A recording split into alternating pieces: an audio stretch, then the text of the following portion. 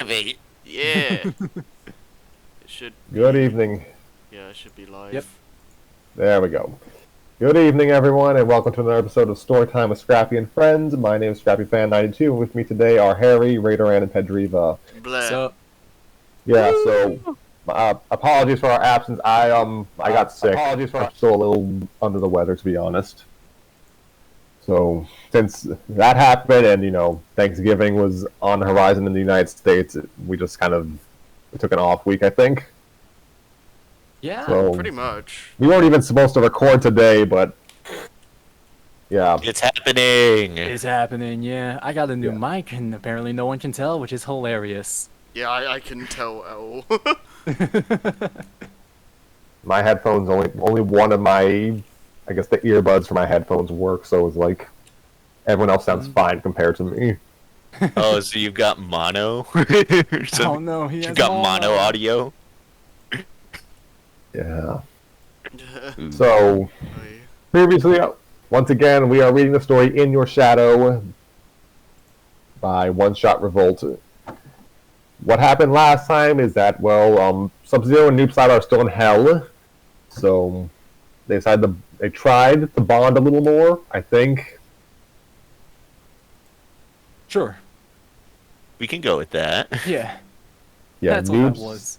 Noob Saibot refused help from Serena. I caught a cold, and I think that's about it. Yeah. Yeah, we're on a bit of time crunch, so we're just gonna get right into it. We sure are with Chapter 5, The Machine of War. Purple shadows hung under red rocks. The mulling sulphurous sky glared with its constant low light. Hot air rose shimmering from cracks in flat black earth.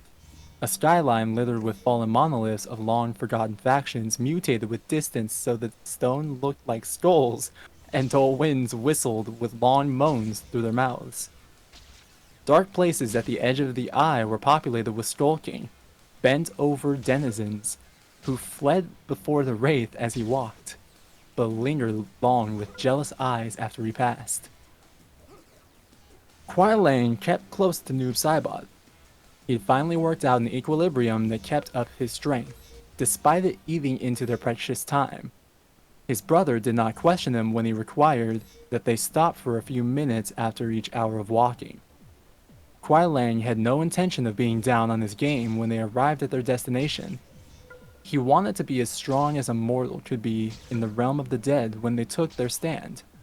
For once, it seemed that the specter saw the wisdom in this, and did not mock him for his choice. His brother paused in his pace and pointed. Kwai stopped beside him.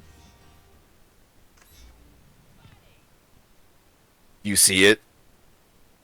A flat-topped hill crowned with part crumbling standing stones broke the stiff flat horizon. A long slope crawled up to the knoll and stopped squat and sheer on all other sides. Does Quan Chi know of it? Probably. But most likely it's an insignificant detail he won't think to recall. The wraith surveyed the hope this lit in Kwai's eyes. But he'll know we're aiming for it. Everything that fears Quan Chi serves him in this realm. It only takes one ambitious slug from the dregs of the hierarchy for Quan Chi to know our every step. I have seen many already race to gain favor with him. What? Since we've been walking? Kwai glanced around. Indeed. Enough talking now. Do you need to rest? Kwai shook his head and they pushed on. Strange clouds turned spirals above them and tilted the air into shades of darkness. As they climbed the shallow steps up to the hilltop, dust kicked up and skithered over the old worn stone. Kwai narrowed his eyes as a sickly warm wind cracked over the dead dry slope, revealing half-buried skeletons still decked in their proud finery. Sunken obelisks crowded on the peak and stood black against the burning skyline. The steps they ascended stopped as the hill flattened. An old low wall ran about the top, and above this, the hurl curved up a little more until its true peak was revealed. A circle of stones, some twice the height of a grown man, stood in waiting silence. Kwai stopped walking. Oh, what is the size of this paragraph? Okay, most of it's monologue. Sick. Okay, never mind. His business was going to be defending all this position. He watched his brother ascend the last knoll like some phantom king come to regain an ancient kingdom. The shadows of the still stones stretched to him and bonded with him. He walked to their center. The clouds above ran black and turned in slow circles.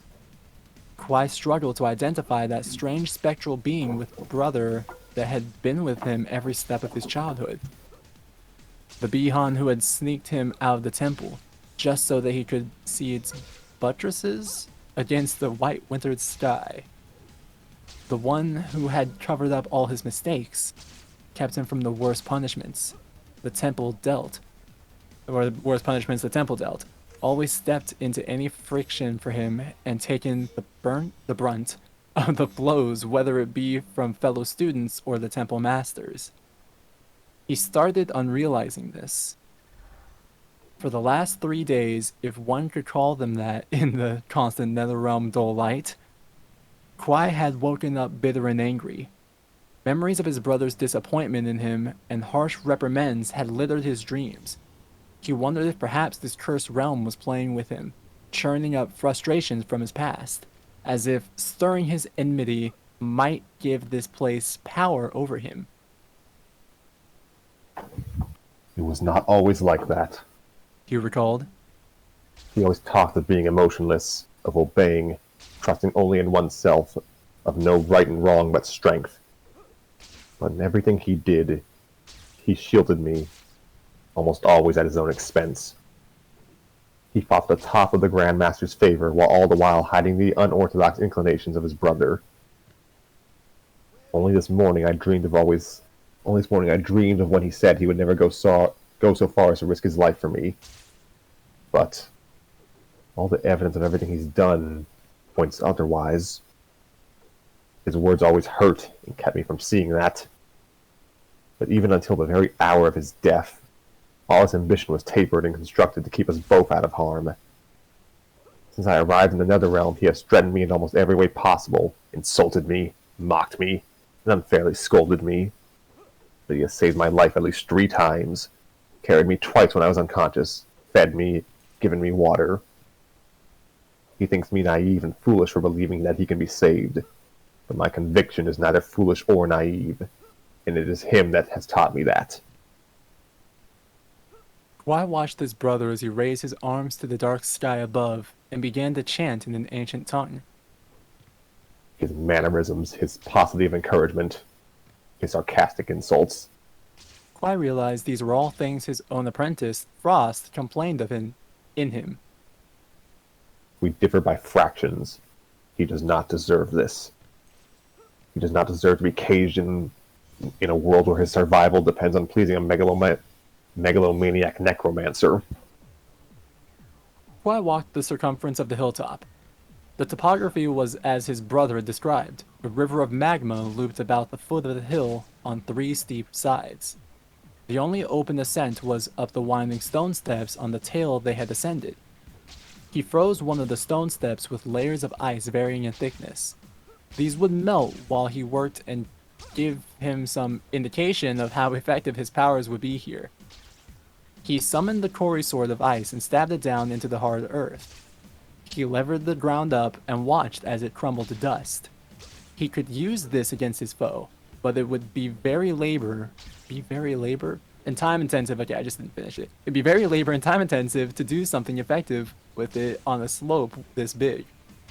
He thought again. He looked back up the slope. It would be worth it if he got more out of the effort.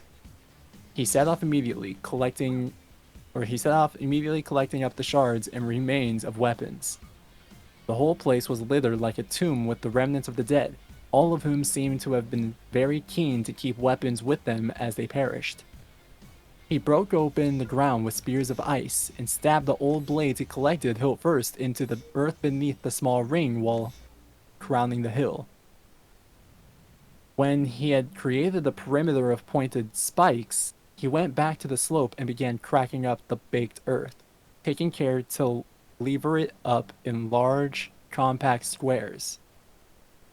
He laid this carefully over his blades to make a hidden spike trap, sealing the gaps with moisture melted from ice. When he was done, the small wall had vanished, leaving what looked like a smooth, unbroken gradient in the hillside that ran straight up to the standing stones. A wide line of loose dust and earth had also been cut into the lower slope that might hinder swift advancement up that side. He began gathering up the most intact skeletons he could find, and piling the remains up near the hilltop.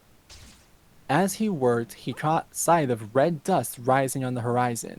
The hill offered him a wide view in all directions. The dust rose before the black fort smudge that marked Quan Chi's fortress in the distance. Kwai glanced up to the stone circle. Noob Saibot was marking patterns in the dry earth and squeezing black droplets of his own blood into the channels he made. He kept up a low chanting all the while. His shadow stood to one side and noticed Kwai watching. It vanished into the ground and arose liquidly beside him. Kwai took a step back before realizing it was not here to reprimand but to aid him. Impale these skeletons on pikes and set them up around the hilltop. Drape them in any scraps of material you find. The shadow moved to complete the task. Kwai returned to his test patches of ice. All but the thickest layer remained, and even that was thawing fast. He looked at the steps, then the rest dust cloud. He looked at the steps, then the rest dust cloud moving ever closer. I feel like there's something missing in that sentence. Whatever.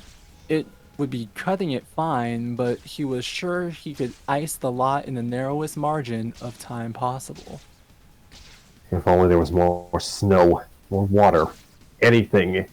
He looked up at the whirling clouds above and narrowed his eyes. Kwai looked back up to the hilltop.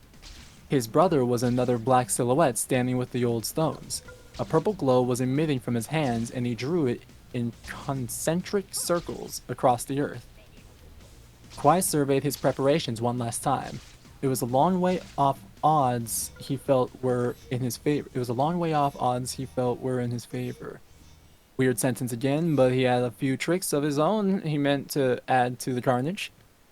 He judged the distance between the hilltop and the dust cloud moving over the land toward them. About 10 minutes. He said to the shadow. Its face remained impassive. If I tell you, does Bihan know? It narrowed its eyes at him, then nodded. Are you the same as him? The shade remained silent. He talks about you as though you are other than him. Nothing. I find it hard to speak to him because I've always been afraid of disappointing him. That came out somewhat unexpectedly. Kwai blinked at his own blasé confession. The shade stared at him. It was out now, so he might as well follow it up. I wouldn't want to die without him knowing that I truly am thankful for all he has done for me. It can't have been easy doing what he did, but I am grateful. I'm not here because I think I'm better than him. I'm not even here to try and save him. I'm here because I can never repay all that he's given to me. Kwai heard a pause in the low monotone chant above them. He glanced up and saw the wraith looking down at him. The distance was too great for Kwai to make anything of that look.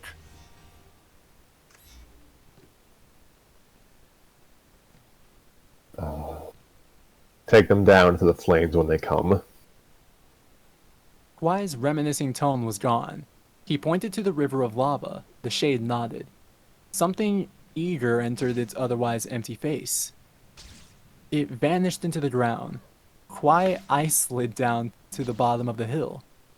The dust obscured the near slope, and he could make out the unearthly howl of undead creatures as they pounded up the earth. He bent to freezing the lowest step, then held his hand steady, taking in more with the ice he blasted from his palms. When he had finished and climbed back up to the top, each stone step was coated with a thick layer of ice. He felt a strength and confidence that had been missing for the entire duration he'd been in his realm. In this realm. He realized it was something to do with that confession. Letting that go and knowing it had been heard. It was as though something crushed and anxious within him had been set free. He breathed easily. He felt himself again. He did not need to be wearing blue, or to be called by a code name to know who he was. He did not need to measure himself up to his brother's abilities, or worry about fitting into the strict confines of Lin Kuei expectations. He was something apart from all that.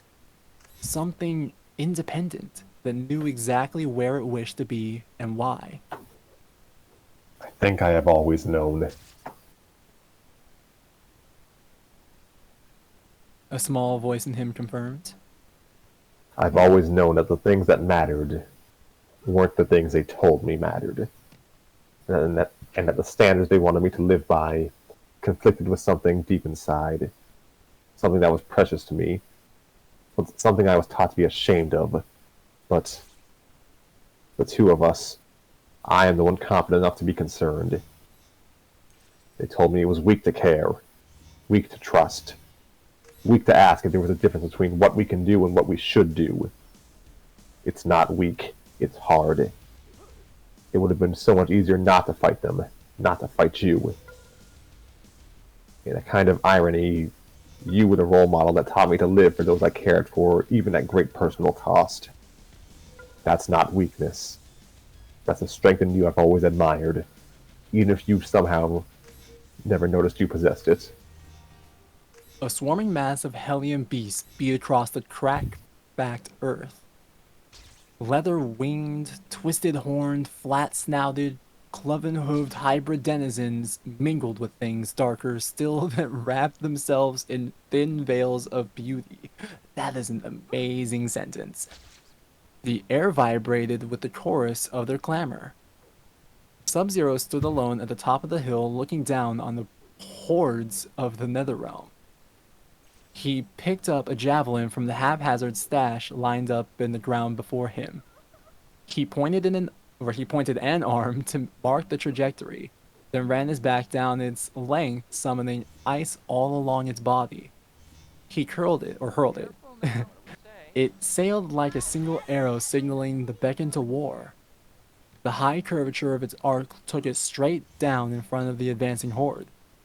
It hit the ground with an almighty crack and ice splintered from it, rapidly spreading as a wide sheet over the ground.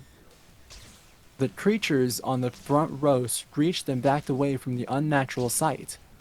Their unforgiving affiliates behind did not stop, however.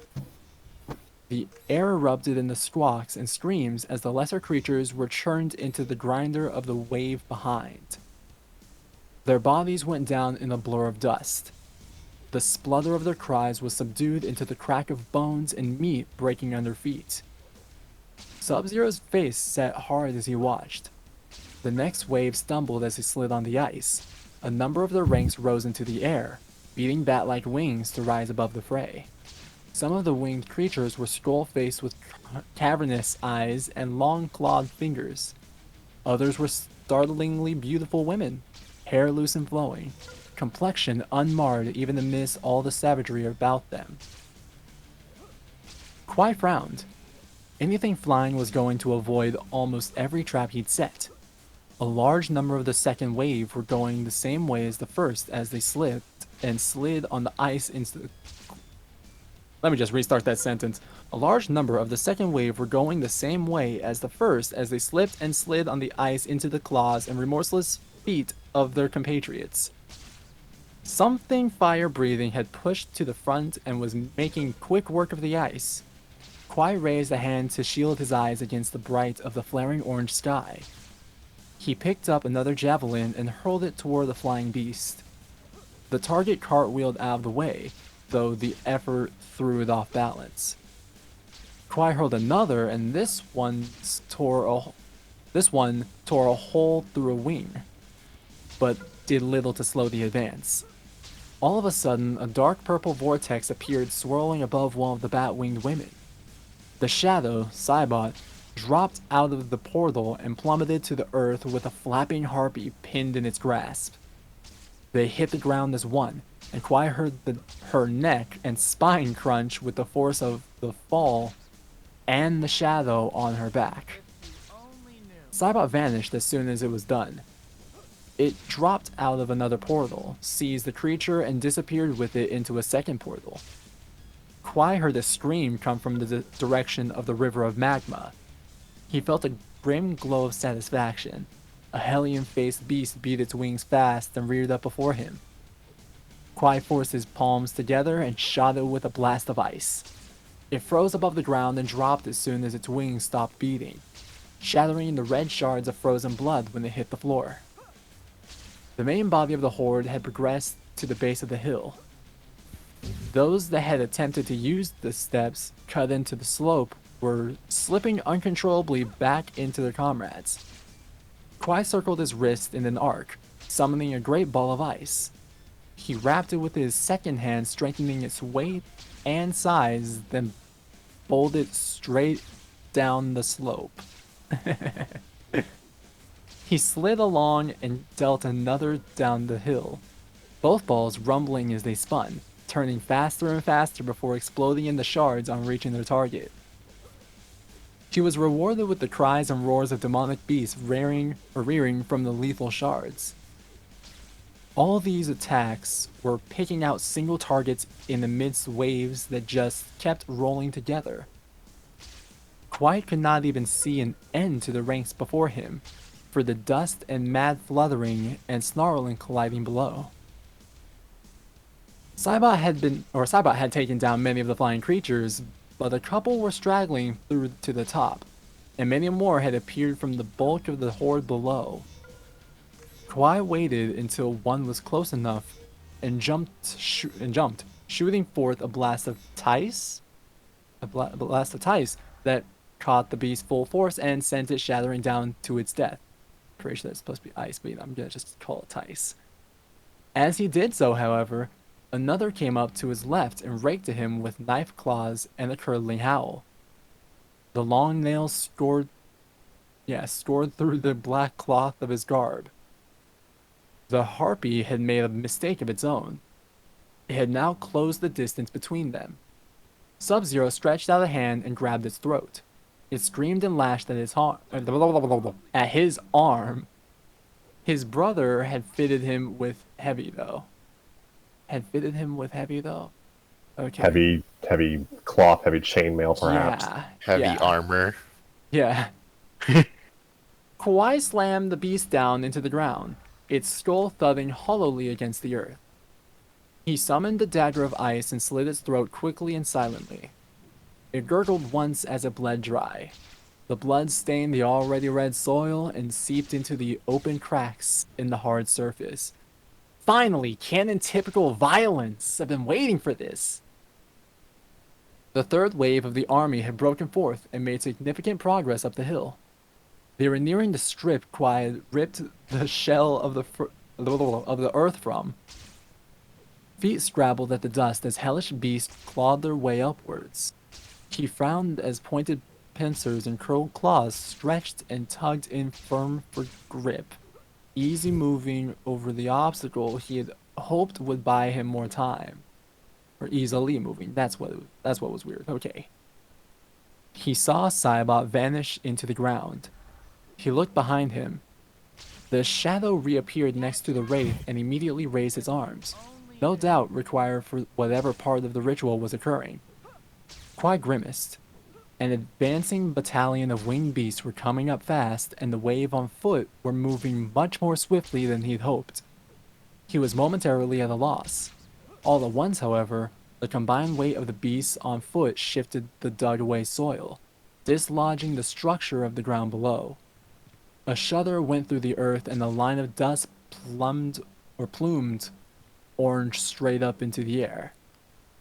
The lower half of the hilltop collapsed, and the screams and howls of creatures rolling back into the raised weapons of those behind clattered through the air. Kwai raised his eyebrows at the good fortune, but was quickly preoccupied by the winged denizens approaching.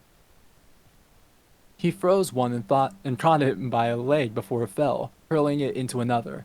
He formed a long hoary sword and took off the ankles of another. It Yeesh. screeched. Yeesh. Yeah, right? I'm telling you, finally, canon typical violence. It screeched, showering him in the tattered remains of its limbs before dropping to the ground and clawing away from him. Sub-Zero stamped down on its spine and severed its neck. Oh, now why'd you do that? He was done. It's canon typical, though, you know. He's got It's to make sure Mortal they're gone. Kombat. Why Yeah. wouldn't he? Yeah, we're putting the mortal in that combat right now, okay? Its head rolled off down the hillside. He turned quickly, pulling his way through the motion to sweep his sword through the air. His blade hacked partway through a leather-winged creature, scarlet-skinned and stunted-horned. The steel got caught partway through its bone, and he brought its body slamming down to earth. He planted a foot on its rib cage and wrenched his sword back. It took several tries before he tugged it out. The thing beneath him now screaming and writhing in agony. He punched straight up into its jaw, and the impact snapped its skull back. It fell silent immediately, neck contorted at a strange angle. He brought his sword up quickly to fend off from the barrage of claws and nails that had got closer as he finished off his last victim. He booted another beast in the stomach, and it skidded head over heels backward in a confused mesh of wing and limb. Sub-Zero hunted its retreating path and trapped the fingers on the tip of its leathery wing beneath his foot. The thing screeched beneath him, black pupilless eyes, wide in terror as he bore down on it. He grasped the beast by one of its horns and pulled. He only stopped when he heard the sound of its spine shattering as it separated from its ribcage. He pulled the head clean off and bolted into another demon bearing down on him. What is up with this man in bowling? He's a big fan of the Flintstones. Big fan of the Flintstones. Hey, dog. Hey, Freddy, let me take your head real quick. I need to play some bowling. He cleared the rest of the space about him with spinning slash of his sword and focused on taking off anything that dangled within reach. That's hardcore. Soon the air was heavy with a fine mist of blood that rained fast and thick onto the earth. He could not get clean kills and was only able to hack at anything that hung low enough in the air. Any creature that was maimed, however, dropped lower still in altitude and lost something more vital to his ice blade. His face set grim and his eyes wild as a frenzy directed his arms, and he set into combinations that tied his free hand to his weapon arm. He clasped one beast by the neck and ran it through the stomach with his blade. He flying punched another as it dropped. I'm trying to talk a little more seriously, but then they say he flying punched, and I can't help but kind of laugh. This man flying punched somebody, and it dropped lower, holding the bloodied stump of a limb he had cut off moments earlier. He flipped his blade and held it reverse grip to stab behind him as a shy fiend crept up on him. As he cleared the area and steeped up the carnage about him, he was able to pause, steady his breathing, and survey the scene. The chaos on the slope below had forced the new group to try climbing the steps. Much of the ice had melted by now, and this was proving a popular choice. Kwai bowled more balls of ice down at them, but many of the imps were sprightly and leapt over the ice. Those unlucky enough to be further down took punishment instead, but this did little to halt the advance of those in front. Kwai positioned himself at the top of the narrow staircase, quarry blade in hand. The first creature hesitated when it saw him standing in full black, and looking over the stilted steel confines of his mask. Kwai stuck it in the throat and it died before it could scream. The next one barked in alarm and jolted back. A wiry, half-naked imp behind it batted it out of the way and leapt forward. It sprung straight for Kwai's face. He swung the ice blade straight through it, and it fell to the ground in two halves, insides spilling slick on the stone steps. While he was distracted, however, two more had lashed themselves to his legs. Kwai acknowledged the rocket his heartbeat had taken. If he went down, it would most likely be under the sheer mass of his enemy. He threw his sword into the head of the next creature, and used his free hands to raise ice through his legs, stopping the sharp teeth that sawed the way past his greaves. The creatures shrieked and dropped like fat ticks from his limbs on feeling the ice that flowed through him. He channeled the ice up through his arms and pushed it forth, sending a catastrophic wave of freezing air straight down the steps. The front four creatures froze into one solid block that began to roll angularly back down the steps, bowling everything out of the way. This man must have just watched some sort of like competitive bowling. He just keeps using it. Kwai had another fractional moment to catch his breath. He was hot, he realized. Very hot. His vision swam slightly, even when he stood still. He pumped ice over his limbs, letting it lie as a thick layer over his torso as Bihan had suggested. He wiped sweat from his brow and narrowed his eyes to survey the picture before him. The crumpled bodies of winged beasts littered the hilltop and slope. The dust was finally settling after the landslide, and those caught beneath it were beginning to recover and start back up the hillside. The hillside steps were still a jumble of flattened bodies, and the giant iceberg of solid enemies had rolled to a stop at one of the corners, for the time being blocking the route. Just as he was settling his assessment, he heard renewed cries and commotion coming from below. He could see nothing amidst all the red dust and bodies. The crowds parted, however, and out of the sand kicked air came three women. Uh-oh. They walked proudly and easily, heels crunching the bodies of the fallen as they strode. One Kwai was disappointed to see was Serena. She looked in her essence here, like she belonged with these two women, like she was born for this battlefield, like she lived and breathed the gore and grime of an army in confusion. She was clad in close-fitting, tough red leather, and was cutting the air with two kama that twisted with flicks of her wrists. To her left was a woman with tattoos that curled up her cheeks and long dark hair that splayed like spider webs across her shoulders as she moved. She spun boomerangs between her fingers and walked with steady purpose in her stride. Her black garb on pale skin marked her out like a domino against the hazy battlefield.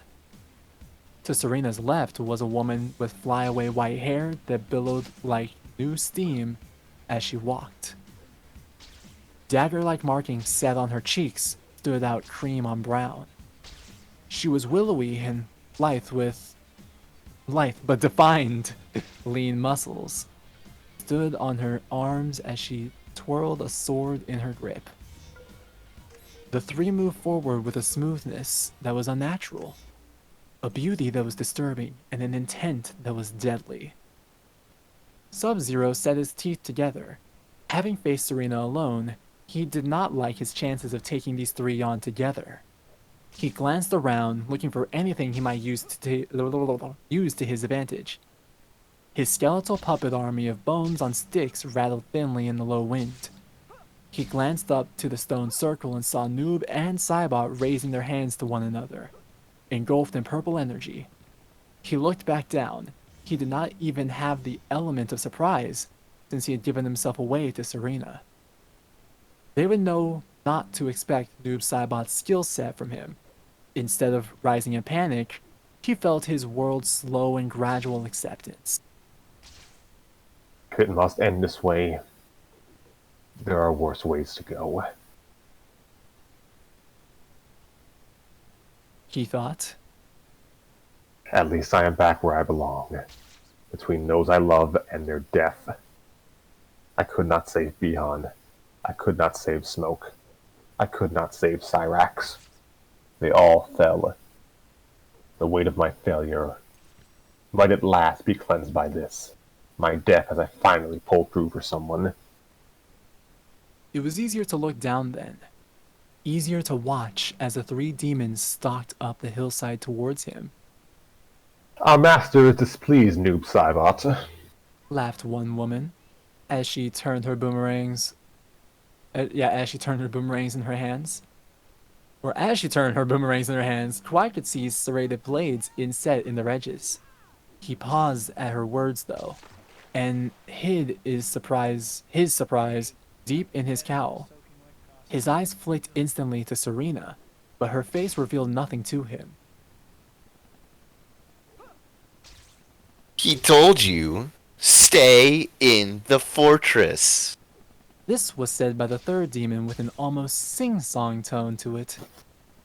The whole unnerving experience was heightened by Kwai's confusion as to why they seemed to still think he was his brother, when Serena knew him not to be. Perhaps she cannot tell us apart and has not yet worked out which I am. His eyes followed them warily, as they begun to circle him like starving wolves. Such an ungrateful little spectre. The first purred. Raised from the dead. Given powers most of us would dearly relish, but still not enough. Did no one ever teach you to choose your moments wisely, Spectre? If you make a jump for power, you better be very sure you can seize it. Have you heard of the Ninth Plane, Spectre? It is a special place just for those like you. A place reserved for betrayal. I thought he saw Serena shudder as one of her fellows spoke these words. Do you know what is done to traitors in the Netherrealm? I don't think you will like it. Not one bit. Tell him what it's like, Serena. Serena smiled with difficulty. Her posture was languid and unreadable to Kwai. I can't quite recall. Serena laughed, but it sounded mournful and hollow. I'm beginning to think I might need another visit. She suddenly swung her kama with lightning speed, slicing off the hand of her fellow demon. A boomerang dropped to the ground. The hand fell after it was a curious, sickening thud. With a curious, sickening thud. That's what was wrong. There we go. The dark-haired demon screamed in agony. The fingers of the fallen hand twitched and the bright white of the bone stained brilliant scarlet. A fraction of disbelieving confusion reigned, then erupted into violence. The one-armed demon lashed out with a remaining boomerang, hacking forward at Serena, who had to step up and catch the blade with a curve of her kama.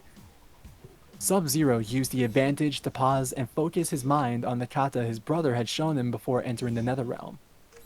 It had been intended to inform his movement rather than mimic a whole fighting style, but even a little of it now might give him an extra edge over his opponent. He pulled back first into a defensive stance to force himself to think in the new style. He took an open palm guard but kept his fingers tight together. He even allowed an ease in his posture that came when he thought of his brother's pride and condescension. There we go. I kept trying to say condensation for some reason. The white-haired demon sprung forth and thrust her sword straight toward him. He batted it aside with a tight block, using the tough gauntlets to protect him from its edge. The blade was short and twisted quickly back round with more flexibility of movement than Sub-Zero had anticipated. He leaned back in time to see a blur of a line as the tip passed just before his eyes. The disorientation left him open to the return swing. Acknowledging the lost high ground, he dropped suddenly into a low kick. He hit his mark, and the woman hissed as her leg went out from under her.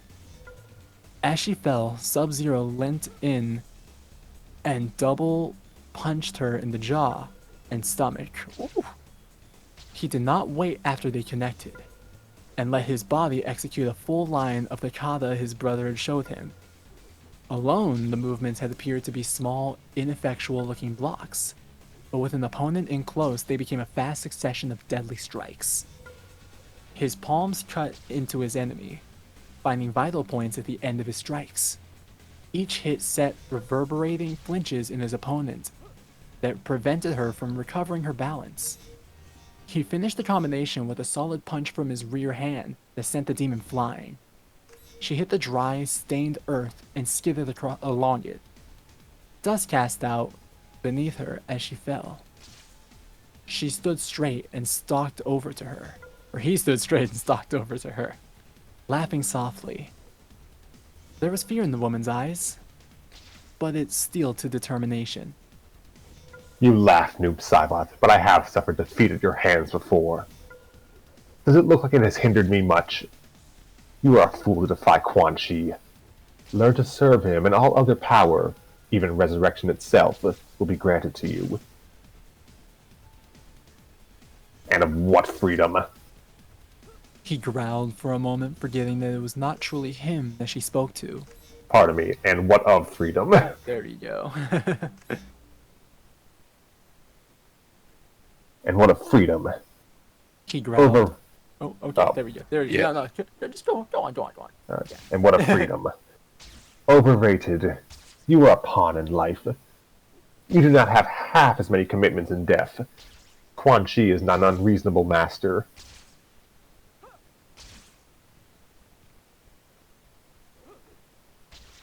Stop talking at him and kill him, Jataka!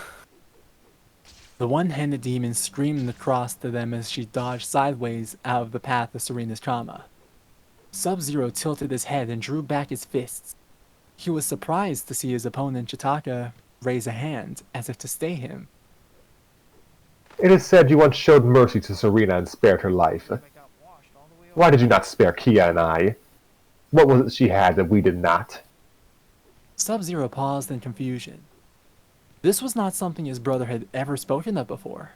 Sub-Zero did not even know until recently that a mission during his brother's lifetime had taken him to the Netherrealm, let alone the events that had taken place there. Did you ever think that, had you extended us the same courtesy, this picture right now might look different? She gestured. Kwai looked at Serena, trauma whirling through the air. Her fellow demon admirably holding ground with her blade boomerang, or the blade of boomerang, as the stump of her wrist bled profusely onto the ground. Call this your own comeuppance then. Goodness. Sub-Zero whirled back around in time to see Jataka tilt her sword toward him. A flash of light erupted from the weapon. The speed and his shock were so great that he instinctively jumped back, leaving an ice clone of himself behind. The laser bounced off the ice and reflected back to cleave a hole straight through the fallen Jataka's neck. Her eyes opened in surprise and confusion. She looked at him stupidly as if trying to understand something, before her eyes rolled up into her head and she dropped back, dead to the floor. A perfect cauterized circle sheared all the way through her throat to show the ground beneath. Hey, this time I didn't say the wrong word. I got it cauterized this time. He surveyed her body emotionlessly for a moment. He turned abruptly,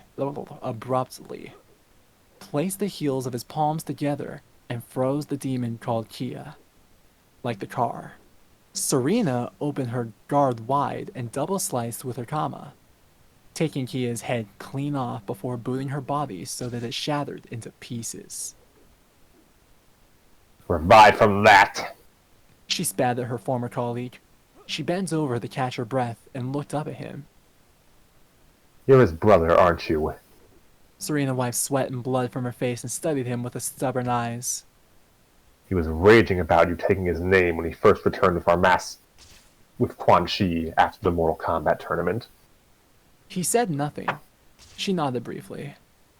He reminded me of him when he first came here. Sub-Zero looked down the hill. The army had made good progress while he was distracted. Every trap he laid further down had been sprung, and they now moved unhindered.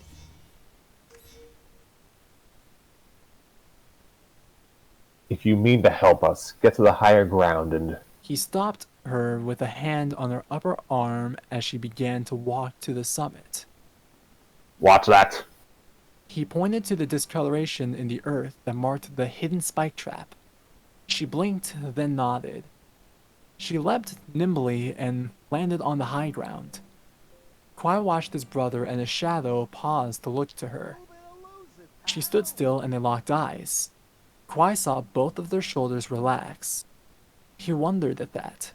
He had a hard time imagining Bihan being compassionate even in life. No one took Lin Kuei missions more seriously than him.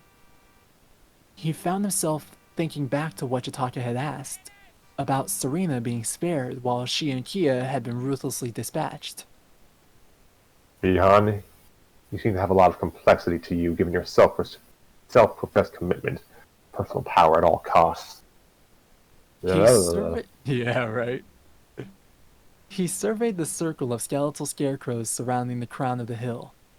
He had vaguely thought that perhaps the appearance of large numbers might strike some fear into the oncoming army, I guess. Either way works. I was gonna say enemy. He had not calculated on the limited intellectual capacity of some of his opponents, nor cared in stick effect of offered power and the eternal torment that Quan Chi held over these creatures. The Hellion beasts clawing their way up to him did not even view him as an enemy, it seemed. They saw in him only an obstacle and a stepping stone. Wait, is this Kuai Liang or Noob Saibot thinking? No, it's Sub-Zero. Yeah, Sub-Zero. Yeah. Time for a new use for my long-dead friends. He let forth a wide jet of ice, using the skeletal figures like fence posts to support the ice he sprayed between them. A thin barrier of ice hung between the lolling bone scarecrows. That'll freeze at least the first row. He sped about the circumference of the hill top, creating a thin ice barrier all around it. By the time he finished, the first creatures had reached his barrier.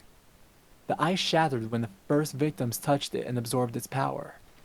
He summoned a Kori blade and stood in the breach, cleaving the victims into shards. Very quickly there was a flood and screech of beasts all about him. He threw his weight behind the weapon, swinging it a full circle about him, then round and down over his head. The burst of blood and crack of snapped bone flowed in the wake of his blade, and showered everything hot red. He swung again, alternating sword blows with blasts of ice. His eyes suddenly shot to pin pricks, and the skin of his face stretched in a silent scream. A full hand of claws raked deep down his back, through already open wounds. In his single-minded dedication to the fight, he had neglected to notice the beasts climbing up the cliffs around the hilltop. Some had been frozen by his barrier, but others still had forced their way through the gaps. He was quickly becoming surrounded. He tried to make his retreat back up to the hill, but had trouble covering behind him with the pressure of the demons and imps surrounding him. Hey! He heard a voice behind him. Serena had jumped back down and was helping to cleave a path for him. Her kama cut through limbs like new grass, sweeping graceful arcs framed by the maimed screams of those who fell to her blades. Sub-Zero backed into the space she made. All about them new shouts of terror begun.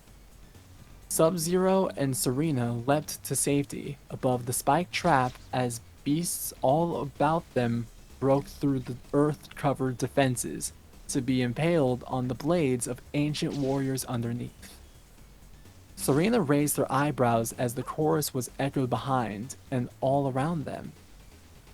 Bodies mangled quickly into stacks against the spikes as the rows behind pushed forward before the lines before could pull back from the threat.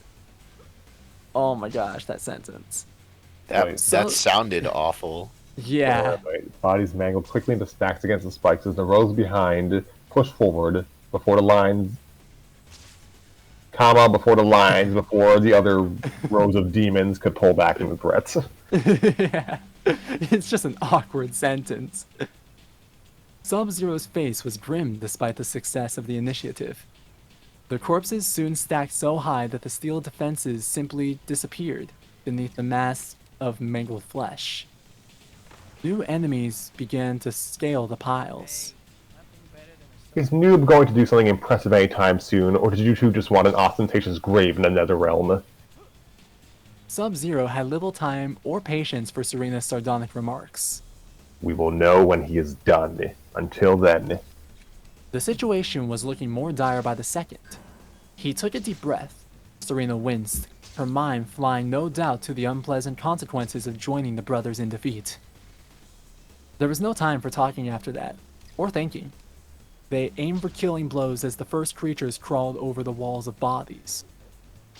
Serena kept up a swift routine of decapitation while Sub-Zero froze the top layer, keeping the wall ever higher. Soon their enemy were coming from all sides, however, and they had to pull back to keep Noob Saibot's ritual covered. Quite glanced at him. He was oblivious to the carnage about him. All his power and thought focused on his task. Sub-Zero set his jaw. He and Serena took a side of the circle each. Sub-Zero felt jaws clamp over his unprotected calves and hissed in pain. He stiffened his limbs in ice, forcing off the teeth on his legs, but also lowering his guard to do so. Several bodies hurled themselves at him, and he went down under the squirm and slide of the writhing bodies. He roared as something latched onto his throat. Another clawed at his chest. Weight pounded down with repeated intensity as bodies buckling like flapping fish flew onto him. Someone wants to rap. Everything became hot, wriggling pressure. A smell like charred wood and rotting flesh cloyed his senses. Cloyed? Cloyed? I think Cloyd's that a is. word? I think it is. Oh my gosh, that's a crazy. I've never heard that word before. Should be spelled with a K also. Yeah, yeah. To be honest, yeah. Come on, Mortal Tom. I almost said Mortal Tombat. Mortal Tombat. That's the All Tom the and names Jerry are Tom. Romac. There's Tom Zero. There's Tommyan. There's Tom Din. Yeah. Tom Kang. Yeah. Tom K. Tombot. All right, now I need to find my place again. No, no, it's Mott Alright. Cybot. All right. Hot blood traced down his face and mixed with sweat and grime. The clash of teeth bounced over his face. His muscles in various places protested the crunch of nicked fangs and scrabbling claws. All other sounds deadened as the weight of bodies mounted. Everything became dark and the heat unbearable. The pressure on his chest pushed down hard, and he heard a crack as the last of the ice over his torso cracked and splintered into pieces that would melt in seconds. Soon it was not the teeth that bothered him, but the crush. He felt the air squeezed out of his lungs and forced burning through his aching throat. He found he could not expand his rib cage for the pressure on top of him. His eyes bulged. He could not even move his mouth for the foul body pressed hard against his face. He knew the heat, the dark, the pressure, and the sudden inevitability of death. Was this what it was like as he burned you alive?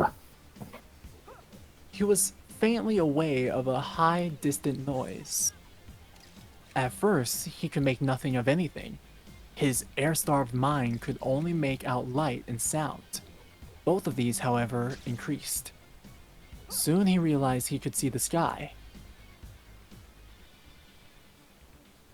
Like the smoke clouds of a city on fire, always red, like the guilt on our hands, the Lin Kuei, bringers of death.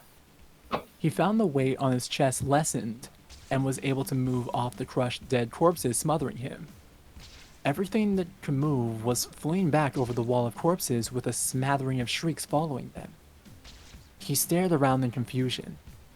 His first thought was that Bihan must have saved him, but he saw the ray struggle to feet while his shadow cleared corpses from the earth where they stood. Immediately, Noob Saibot bent to continuing his ritual. Sub-Zero glanced around for Serena. He spotted a particularly large corpse pile and drug through it. As he tugged bodies off, he was rewarded by the gasping intake of breath. Get them off! Get them off me! She screeched. Get them off! Oh gosh. Get them off! Sub-Zero helped her out. She clasped her shoulders and kept rubbing, then touched her throat, then shuddered. Her karma was gone. Thought that was the end. Thought that was it. You keep saving me, Sub-Zero. Sub-Zero did not bother to correct her confusion. He had already returned to surveying the scene. His instinct was impressing a slow dread on him. How did you do it?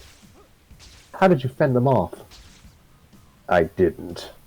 He said sourly. He realized where the increasing dread was coming from. Now that he had regained control of his senses, he could feel the shudder of the earth beneath him. The entire hill quaked in rhythmic time like the skin of a giant war drum. He blinked as a swath of dizziness slipped over him. He was bleeding from a number of places, including teeth pricks on his neck.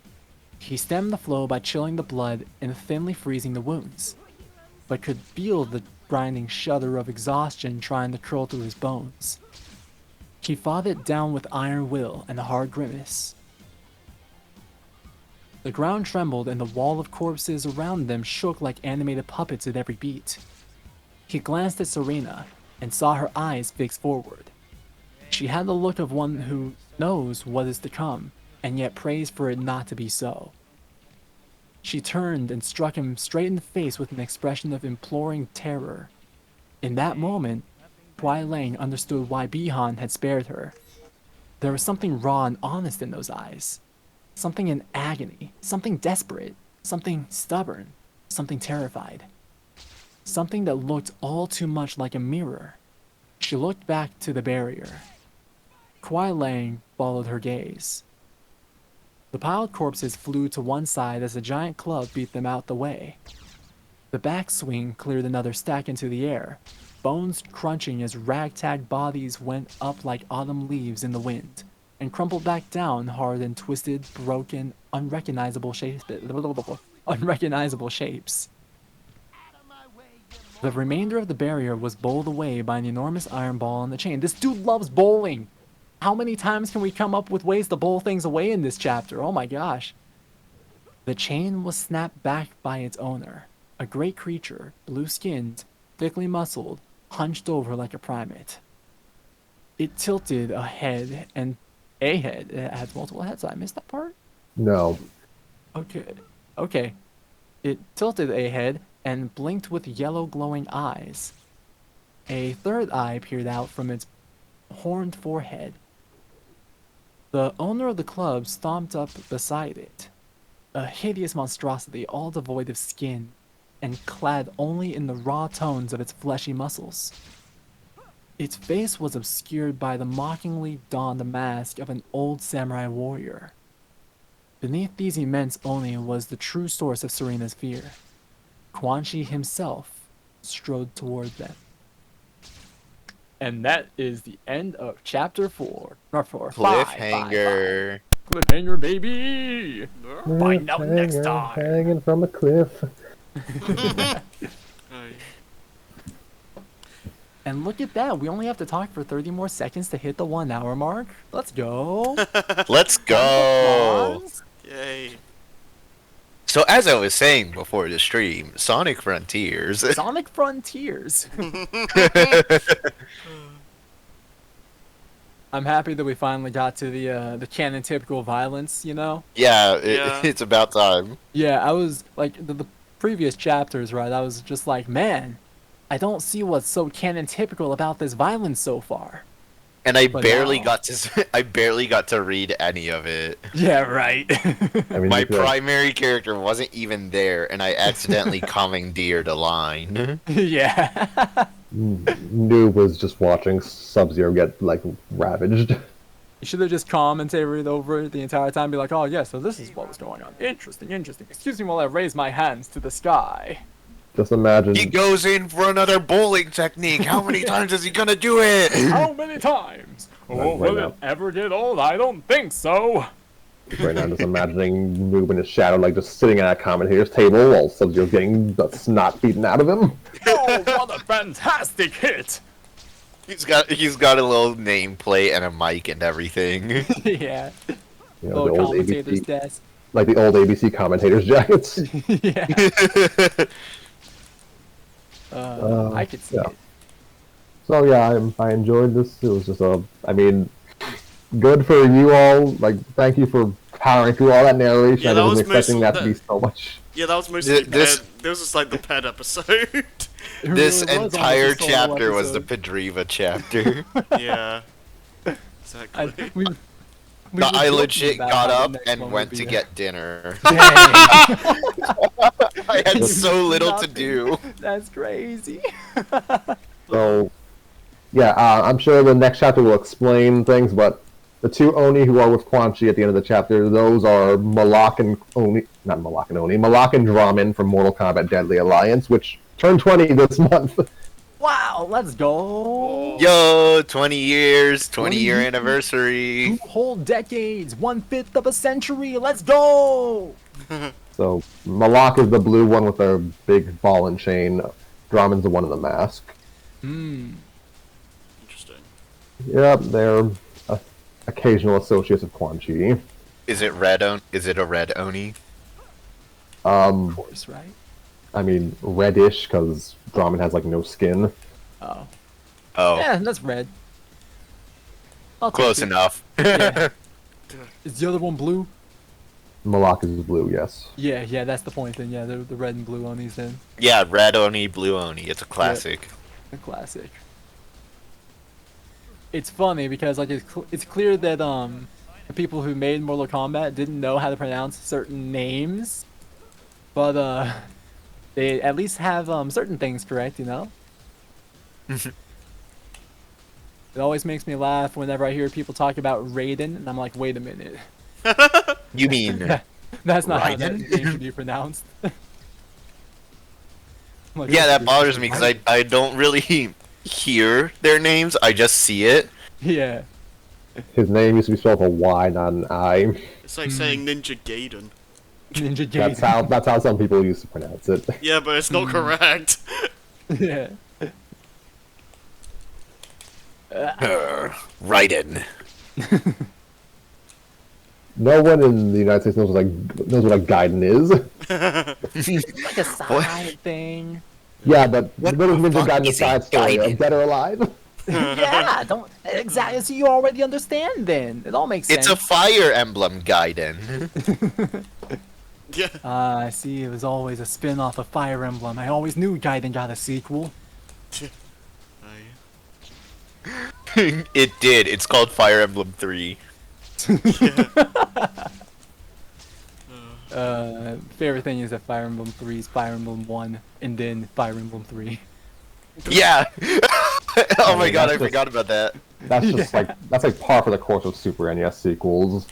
Yeah. Final Fantasy. Final Fantasy. But like, yeah, I do love the fact that Fire Emblem 3 No, but is, like you're FE3 actually- was released with most of Chapter 1. Yeah. You There's play only through like almost the 5 entirety. chapters. There's like 5 chapters missing, but otherwise it is just a remake of Fire Emblem 1. Oh. Plus Huh. Fire Emblem plus an entire new game, which was Fire Emblem 3. Yeah. Huh. It is literally Fire Emblem 1 and then Fire Emblem 3. Yeah. And that's like the only time they do that, right? Yeah, it's the only time they did that. Yeah. Like, even the remake of 3, which is Fire Emblem 12, didn't re-release Fire Emblem 1 with it. Yeah, Huh? instead they had another remake of Fire Emblem 1 released a year earlier. Oh, screw that. Yeah. Good stuff. I'm not even a Fire Emblem fan, but I know that information because it's so funny to me. It is really funny. So yeah, I think that's enough for now. Yeah, we're good. Yeah, I don't really Yeah. have much to say, honestly. Yeah, I mean this was just a big ol' action Mortal Kombat canon typical violence chapter. Yeah. So Yeah, it finally happened. yeah, Yeah. yeah, we got to read some like bone crushing, head slicing stuff. Ooh, this was Some what I girl. needed. Sub-Zero pulled off his fatality on one of the demons. Yeah, yeah. Someone in the background should have just been like, fatality. It would have been great. Oh my god, I could have done that since I had fucking Fatality. nothing to do. Yeah. Finish him. Finish him. Sure. Finish him. But yeah, I enjoyed the chapter even if it was an absolute nightmare to read. I don't envy your position.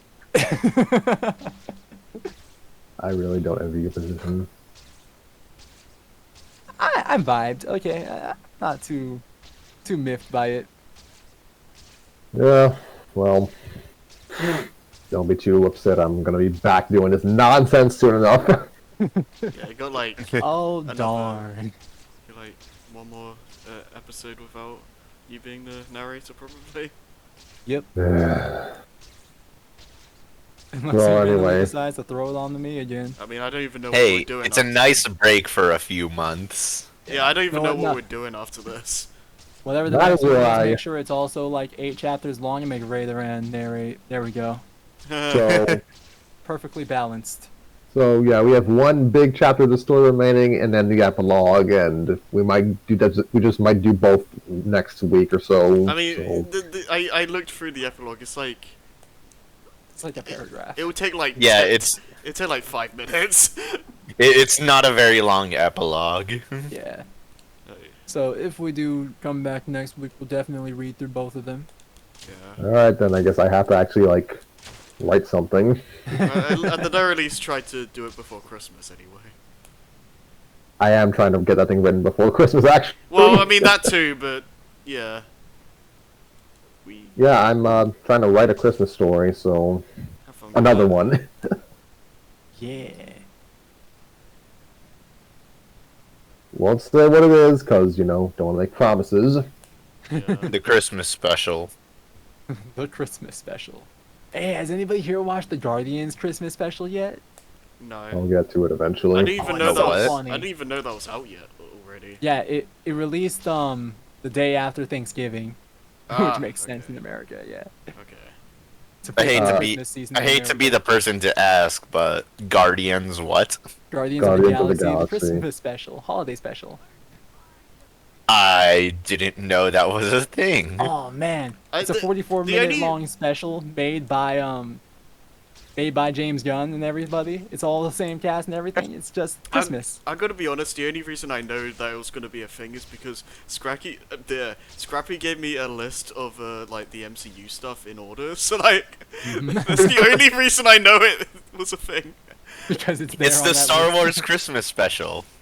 But Guardians. With like a horny Wookiee. They kidnapped Kevin Bacon. It's great. Wait, they kidnapped Kevin Bacon? Yeah, that's a hero? lot of the episode. Yeah, like on all the trailers, they just show them like trying to kidnap Kevin Bacon. It's great. Okay. So they finally they're part of the 6 Degrees game now, Yeah. like officially. Yeah, since Peter Quill hasn't really celebrated Christmas in a long time, they decided, okay, let's make the best Christmas ever for him. So they Featuring kidnapped Kevin Bacon. It's a good time. It's a fun show. Okay, Very well, worthwhile 44 minutes of my life. Opening theme was pretty funny too. Wait, I thought you said it was 24. No, it's 44. Oh my god. Yeah, it's almost the length of a movie. Then we got a long TV show episode. Yeah. Alright. I mean, the MCU episode, like TV show episodes, are Yeah. like 40 to 50 minutes long. So Yeah. Yeah, it really depends on the TV show you're watching. yeah. Yeah, without a doubt, without a doubt. Well, I think But I'm I mean, about like, ready you know. to stop. Yeah, I'm good too. I think I've got like maybe like one more stream of Spidey 2 out of me. Ooh, then we move on to something different. I'm gonna have to think of something else to play during this. Something new and magical on the horizon. Indeed. Indeed. Yeah, I don't have anything else to add to this. Yeah, I get you. So I guess Scrappy, you want to do your closing words and stuff? I mean, I could do that. Good. But will you? Yeah, you're gonna need to really amend these titles for the videos because we might be in our Mortal Kombat story down the line. Probably.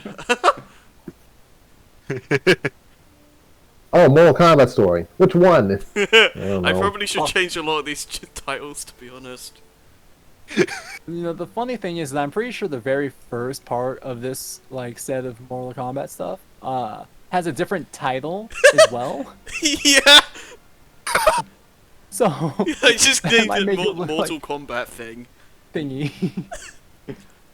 And then boom, it became the main That thing sounds to like do. a hairy title. It sure was.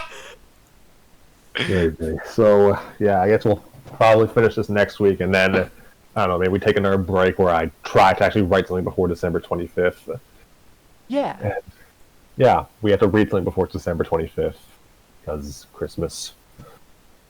Or we read on December 25th. Look, I might be free that day, but I don't know about the rest of you, so I'm not gonna. I haven't think celebrated I will Christmas be since I was free. I'm a fucking loser who doesn't do anything until night. Wait, what day? Christmas Day.